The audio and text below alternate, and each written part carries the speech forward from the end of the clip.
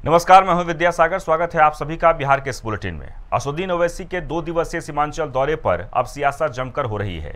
BJP विधायक और पूर्व पथ निर्माण मंत्री नितिन नवीन ने कहा है कि जिन लोगों के 2 से ज़्यादा बच्चे हैं उनके वोटिंग राइट्स में वापस लेनी चाहिए, चाहे वह किसी भी कौम के हों। वहीं कांग्रेस के विधायक अजीत शर्मा ने कहा कि हिंदुस्तान में किसी की वोटिंग राइट्स खत्म नहीं हो सकता। जो हिंदुस्तान में है उसे वोट देने का अधिकार रहेगा। अगर कोई इससे इतर बात करता है तो उसकी दिमागी हालत खराब हो गई है। वहीं आरजेडी विधायक भाई वीरेंद्र ने कहा है कि ये लोग हिंदू मुस्लिम करके लोगों को बांटने में लगे रहते हैं। उन्होंने कहा कि अगर बीजेपी नेताओं को देखा जाए तो ज़्यादातर लोग मुस्लिम फैमिली में शादी करते हैं। किसी का भी वोटिंग राइट खत्म नहीं हो सकता, चाहे हिंदू हो, मुसलमान हो, क्रिश्चियन हो, सिख हो, ईसाई हो। सब हिंदुस्तानी हैं और हिंदुस्तान में सबका अधिकार है। अगर वो बोल रहे हैं उनकी मानसिकता खराब हो गई है। नहीं, कोई हरज नहीं, आने दीजिए। जनता सब समझती है और जनता सिर्फ भारतीय जनता पार्टी जो झूठ बोल के सत्ता में है, युवकों को रोजगार नहीं दे रही है, महंगाई पर रोक नहीं पा रही है, उस पर निश्चित तौर पर उसको बेदखल करेगी और हम लोग की सरकार बनेगी। अरे देखिए, वो सब केवल हिंदू मुसलमान की बात करके वोट लेना चाहता है। इसके अलावा उसके पास कोई एजेंडा नहीं है। और इसके जितने बड़े नेता हैं उसकी लड़कियों की शादी मुसलमानों से हो रही है।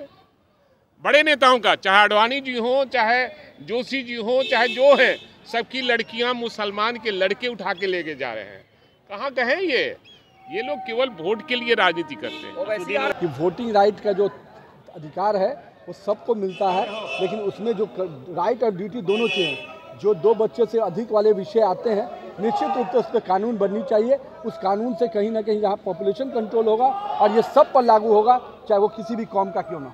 वहीं बांका जिले के अमरपुर पहुंचे आरएलजेडी के राष्ट्रीय अध्यक्ष उपेंद्र कुशवाहा ने सीएम नीतीश कुमार पर निशाना साधा है। उन्होंने कहा कि बिहार में जंगल राज के खात्मे और आरजेडी को सत्ता से बाहर करने के लिए नीतीश कुमार को मुख्यमंत्री के पद पर बिठाया, लेकिन नीतीश कुमार ने आरजेडी को सत्ता सौंपने का निर्णय ले लिया जो बिहार की जनता को मंजूर नहीं है। उन्होंने कहा कि बिहार में जंगल राज की पुनरावृत्ति नहीं हो, इसके लिए उन्होंने अपनी पार्टी का जेडीयू में विलय कर दिया था, लेकिन मुख्यमंत्री ने राजद के साथ गठबंधन कर राज्य की जनता को एक बार फिर जंगल राज की ओर धकेलने का प्रयास किया है।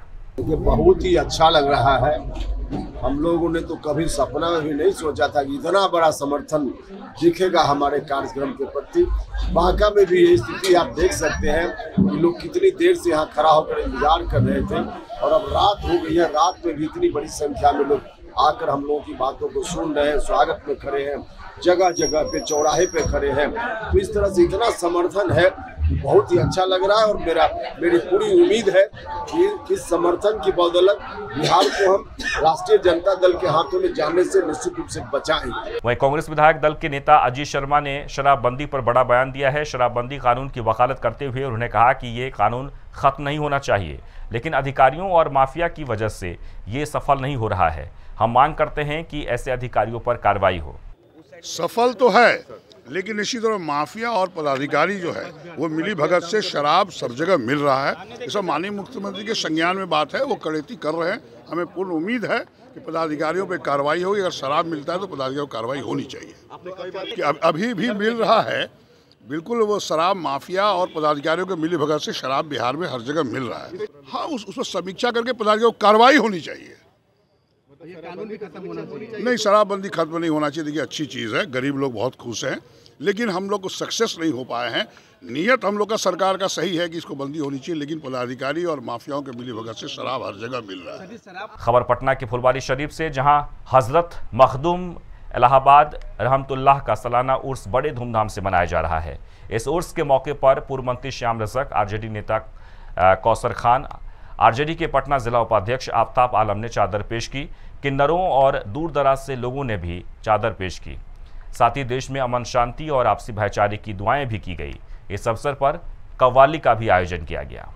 बहुत जमाने से जो हमको भी याद नहीं, कुछ बहुत जमाने से चला रहा ये मखदूम एजाज अली रहमतुल्लाह अलैह के चौखट में जो आता है ना, जो नीयत उसकी साफ है, वो ये मुराद यहाँ कम से कम हम तो कम से कम 35 साल से मखदूम रहमतुल्लाह अलैह का मैं गुलाम हूँ। और ये जो कमेटी जो एकता कमेटी है, ये मखदूम साहब का हमेशा उर्स कर रहा है और बहुत अच्छे से मैं कमेटी को इस माध्यम से मैं बधाई देता हूँ कि मोतिहारी में जिला परिषद अध्यक्ष ममता राय के पति शशि भूषण ने नीतीश सरकार की कार्यशैली पर सवाल खड़े किए हैं। उनका कहना है कि नीतीश सरकार में ब्यूरोक्रेट अपनी चलाते हैं, वो जनप्रतिनिधि की सुनते नहीं हैं। उन्होंने कहा कि केंद्र सरकार की तरफ से अंडर सेक्रेटरी के द्वारा एक पत्र आया जिसमें कहा गया था कि 31 मार्च 2022 तक ग्रामीण विकास अभिकरण में बचा जो फंड है उसे जिला परिषद के खाते में ट्रांसफर कर 1 अप्रैल तक DRDA का अस्तित्व समाप्त कर दिया जाए और इसे जिला परिषद में विलय कर दिया जाए, लेकिन प्रशासन द्वारा ऐसा अभी तक नहीं किया गया है। जनप्रतिनिधियों के अधिकार का जो हनन सरकार के द्वारा और ब्यूरोक्रेट्स के द्वारा किया जा रहा है, संविधान प्रदत्त जो हमारा अधिकार है उस अधिकार को हमसे छीना जा रहा है और उस पर ब्यूरोक्रेट्स द्वारा प्रतिदिन अतिक्रमित करते हुए, जैसे उदाहरण के तौर पर DRDA के अध्यक्ष जिला परिषद के पदेन अध्यक्ष होते हैं, स्वास्थ्य समिति के अध्यक्ष जिला परिषद के पदेन अध्यक्ष होते हैं, अध्यक्ष जो होंगे पदेन अध्यक्ष होते हैं उसके। लेकिन किसी भी विभाग में जिला परिषद और पंचायती राज का कोई मतलब ही नहीं रह गया। जो अफसर चाह रहा है वो अपने हिसाब से वो लोग मैनिपुलेट करके। मेरा कहना है कि आखिर सरकार ये पंचायती राज व्यवस्था की क्यों है? अगर पंचायती राज व्यवस्था की गई है तो जो जनप्रतिनिधि है पंचायती राज में उसका अधिकार उसे जरूर दिया जाए, अन्यथा इसका कोई मतलब नहीं बनता है। अब जो पंचायती राज के सबसे सर्वोच्च पद जिला परिषद चेयरमैन का होता है, अब उनकी बातों को जब ध्यान नहीं दिया जाएगा, उनके लेटर को जवाब नहीं दिया जाएगा, तो फिर समझिए कि क्या होगा।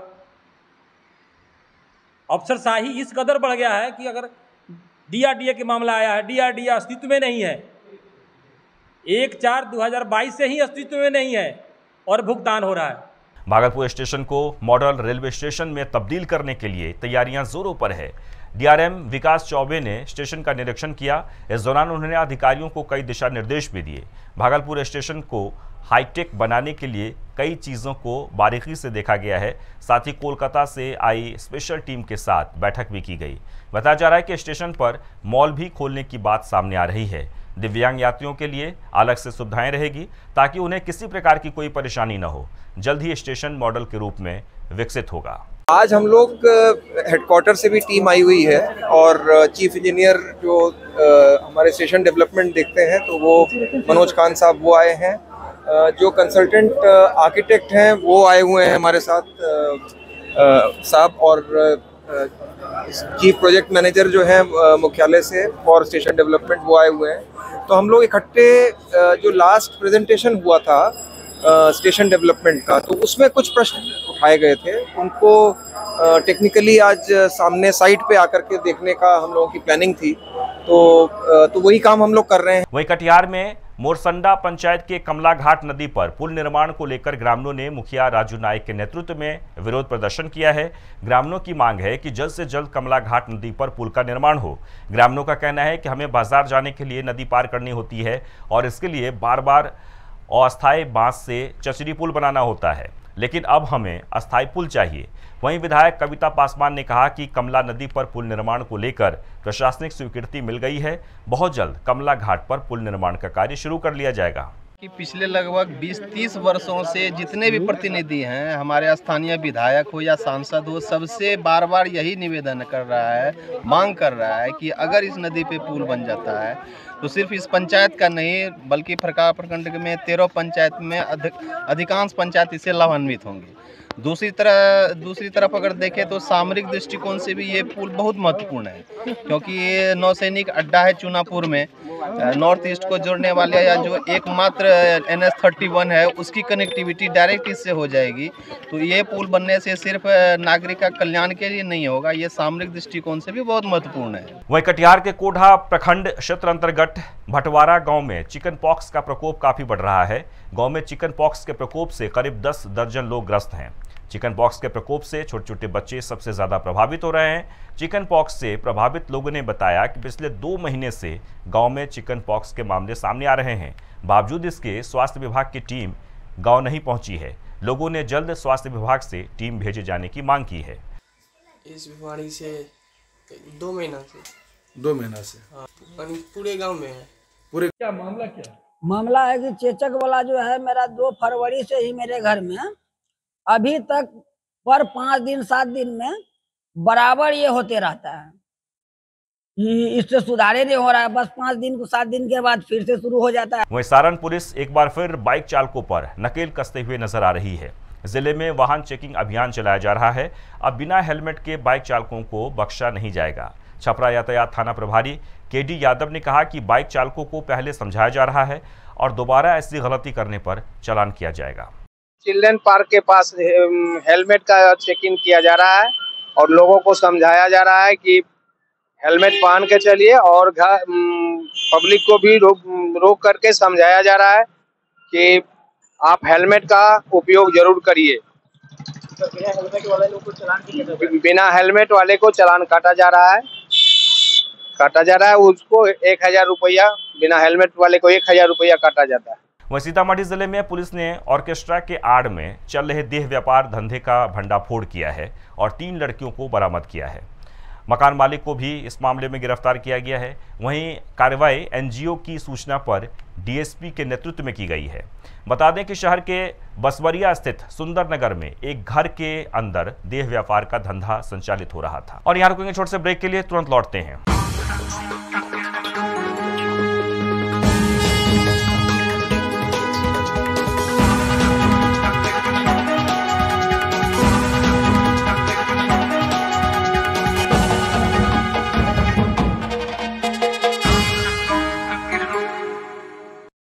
ब्रेक के बाद आपका स्वागत है। तो नालंदा जिले के सरमेरा थाना क्षेत्र में एक छात्र ने फांसी लगाकर खुदकुशी कर ली है। वहीं घटना की सूचना पाकर मौके पर पहुंची पुलिस ने शव को कब्जे में लेकर पोस्टमार्टम के लिए भेज दिया है और आगे की जांच शुरू कर दी है। वहीं नालंदा जिले के इस्लामपुर थाना क्षेत्र में एक बाइक अनियंत्रित होकर सड़क किनारे खड़े ट्रैक्टर से टकरा गई। हादसे में बाइक सवार 2 युवकों की मौके पर ही मौत हो गई। वहीं घटना की सूचना पाकर मौके पर पहुंची पुलिस ने मामला दर्ज कर जांच शुरू कर दी है। दोनों दोस्त थे, दोनों के तो हम देखे कि सर की थाना में दोनों ऐसी पड़ल है। हमने वारी पीट रहे थे घर पर, फोन हुआ कि ऐसे ऐसे बात है, तो फिर हम वहाँ से आए, यहाँ पर ही देखे थाना में तो दोनों, एगो ट्रैक्टर में है और एगो जब उतरा है थाना में उस पर है, दोनों को ऐसे पकड़ ले और तो हम कुछ नहीं देखा। हमने बाकी ट्रैक्टर से हुआ, ट्रैक्टर खरीद है जाके मार दिए। कितने लोग थे? 2 मोटरसाइकिल। अच्छा, किस चीज का काम करते थे, आपको जानकारी मिली? नल जल में काम करते थे। वह पटना के सोहसराय थाना क्षेत्र में सड़क हादसे में जख्मी हुए युवक की मौत हो गई है, जिसके बाद आक्रोशित लोगों ने मुआवजे की मांग को लेकर सड़क को जाम कर दिया। वहीं घटना की जानकारी मिलते ही प्रखंड विकास पदाधिकारी अंजन दत्ता और थाना अध्यक्ष मौके पर पहुंचे और आक्रोशित लोगों को समझाकर जाम खुलवाया। वहीं पटना के दानापुर थाना क्षेत्र में गंगा नदी के किनारे अज्ञात युवक का शव मिलने से सनसनी फैल गई है। सूचना पर पहुंची पुलिस ने शव को अपने कब्जे में लेकर पोस्टमार्टम के लिए अस्पताल भेज दिया है। हालांकि शव की शिनाख्त नहीं हो पाई है। पुलिस ने हत्या की आशंका जताई है। नासरी घाट फक्कर घाट में गंगा नदी में एक व्यक्ति का शव बरामद हुआ है। अज्ञात व्यक्ति है, तो लगता है कि 3-4 दिन पुराना शव है, बह करके कहीं से आया। इसको हम लोग जांच छानबीन कर रहे हैं, पोस्टमार्टम के लिए भेज दिया। वह समस्तीपुर जिले के विभूतिपुर थाना क्षेत्र में आग लगने से करीब 10 घर जलकर राख हो गए हैं। आग में लाखों का सामान जलकर खाक हो गए। वहीं घटना की सूचना पाकर मौके पर पहुंची दमकल विभाग की टीम कड़ी मशक्कत के बाद आग पर काबू पाया। वहीं समस्तीपुर जिले के दलसिंह सराय थाना क्षेत्र में पुलिस को बड़ी सफलता हाथ लगी है। पुलिस ने 1 करोड़ रुपये के कफ सिरप बरामद किए हैं। बताया जा रहा है कि आरोपी आलू भरे ट्रक में कफ सिरप छिपाकर बनारस से सिलीगुड़ी जा रहे थे। इसी दौरान पुलिस ने छापेमारी कर ट्रक को जब्त कर लिया। वहीं औरंगाबाद जिले के गोह थाना क्षेत्र में महिला ने साहस दिखाकर स्नैचिंग कर भाग रहे 2 महिलाओं को धर दबोचा। बताया जा रहा है कि दोनों महिलाएं करीब 40,000 रुपये छीनकर भाग रही थी। इसी दौरान पीड़िता ने साहस दिखाया और दोनों महिलाओं को पकड़ लिया, जिसके बाद पुलिस के हवाले कर दिया गया। वहीं बिहार में किसानों को प्राकृतिक मार झेलनी पड़ रही है। अचानक मौसम में आए बदलाव के कारण हुई तेज बारिश और भारी वज्रपात से आम, लीची, मक्के और गेहूं की फसल को काफी नुकसान पहुंचा है। शिवहर, मुजफ्फरपुर और पूर्वी चंपारण समेत कई जिलों में किसानों की फसल बर्बाद हुई है। और इसी के साथ बिहार के इस बुलेटिन में बस इतना ही, लेकिन आप बने रहें टीएनपी न्यूज़ के साथ। नमस्कार।